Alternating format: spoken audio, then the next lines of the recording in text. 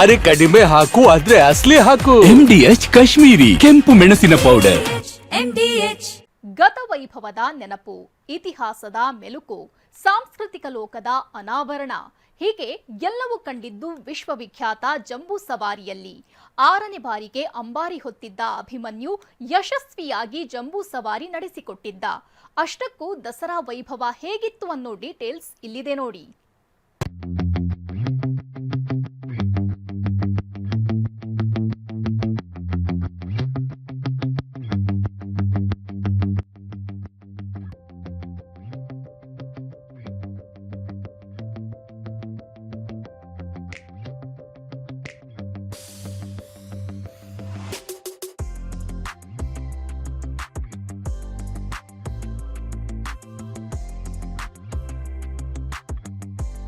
ರಾಜಗಾಂಭೀರ್ಯ, ಕರುನಾಡಿನ ಕಲಾ ಶ್ರೀಮಂತಿಕೆ, ಕನ್ನಡ ನೆಲದ ಗತವೈಭವ ಎಲ್ಲವೂ ಒಂದೊಂದೇ ದೃಶ್ಯದಲ್ಲಿ ಕಾಣ್ತಿದೆ.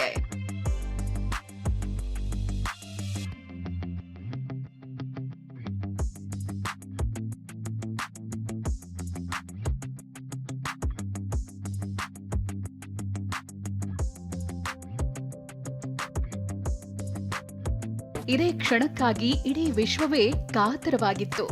ಈ ದೃಶ್ಯ ಕಣ್ತುಂಬಿಕೊಳ್ಳಲು ಕರುನಾಡು ಕಾಯುತ್ತಿತ್ತು. ನಾಡದೇವಿಯನ್ನ ಹೊತ್ತು ಅಭಿಮನ್ಯು ರಾಜ ಗಾಂಭೀರ್ಯ ಹೆಜ್ಜೆಯೊಂದಿಗೆ ಬರ್ತಿದ್ದಂತೆ ಅಲ್ಲಿದ್ದವರ ಮೈಮನ ರೋಮಾಂಚನವಾಗಿತ್ತು.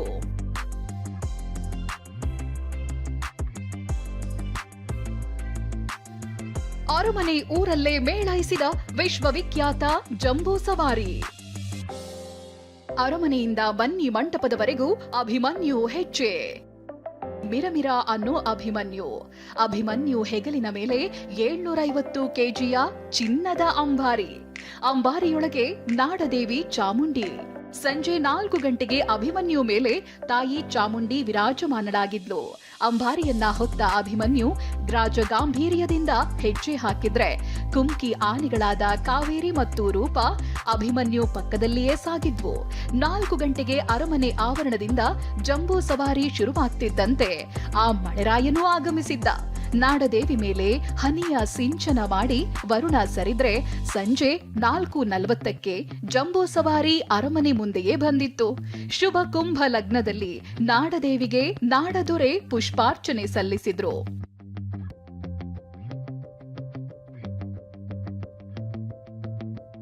ಎಂಟನೇ ಬಾರಿಗೆ ಸಿಎಂ ಸಿದ್ದರಾಮಯ್ಯ ಜಂಬೂ ಸವಾರಿಗೆ ಚಾಲನೆ ನೀಡಿದ್ರೆ ಡಿಸಿಎಂ ಡಿಕೆಶಿ, ಜಿಲ್ಲಾ ಉಸ್ತುವಾರಿ ಸಚಿವ ಮಹದೇವಪ್ಪ, ಮಹಾರಾಜ ಯದುವೀರ್ ಒಡೆಯರ್ ಸೇರಿದಂತೆ ಹಲವರು ಸಾಥ್ ಕೊಟ್ಟಿದ್ರು.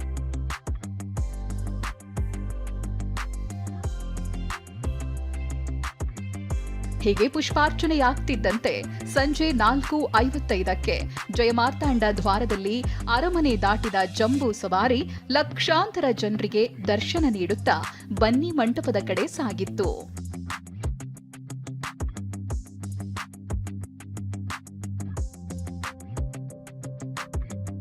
ನಂದಿ ಧ್ವಜ ಪೂಜೆ ವೇಳೆ ಈಡುಗಾಯಿ ಪ್ರಸಂಗ. ಇನ್ನು ಇದಕ್ಕೂ ಮುನ್ನ ಅರಮನೆಯ ಬಲರಾಮ ದ್ವಾರದ ಬಳಿ ನಂದಿ ಧ್ವಜಕ್ಕೆ ಪೂಜೆ ಸಲ್ಲಿಸುವ ಮೂಲಕ ಕಲಾ ತಂಡಗಳ ಮೆರವಣಿಗೆಗೆ ಸಿಎಂ ಚಾಲನೆ ನೀಡಿದ್ರು. ಮಧ್ಯಾಹ್ನ 1 ಗಂಟೆ ಧನುರ್ಲಗ್ನದಲ್ಲಿ ಪೂಜೆ ಸಲ್ಲಿಸಿದ್ರು. ಈ ವೇಳೆ ಈಡುಗಾಯಿ ಒಡೆಯಲು ಸಿಎಂ ಮುಂದಾದ್ರು. ಆದ್ರೆ 2 ಬಾರಿ ಒಡೆದ್ರೂ ಕಾಯಿ ಒಡೆಯಲಿಲ್ಲ. ಆದ್ರೆ 3ನೇ ಬಾರಿಗೆ ಸಿಎಂ ಪ್ರಯತ್ನ ಫಲ ನೀಡಿತ್ತು. ವಿಷಯ ಅಂದ್ರೆ ಡಿಸಿಎಂಗೂ ಇದೇ ಅನುಭವ ಆಗಿತ್ತು. ಪೂಜೆ ಬಳಿಕ ಮಾತನಾಡಿದ ಸಿಎಂ ದಸರಾ ಉದ್ಘಾಟಿಸಿದ ಬಾನು ಮುಷ್ತಾಕ್ಗೆ ಧನ್ಯವಾದ ತಿಳಿಸೋದ್ರ ಜೊತೆ ರಾಜ್ಯದ ಜನರಿಗೆ ಹಬ್ಬದ ಶುಭಾಶಯ ತಿಳಿಸಿದ್ರು.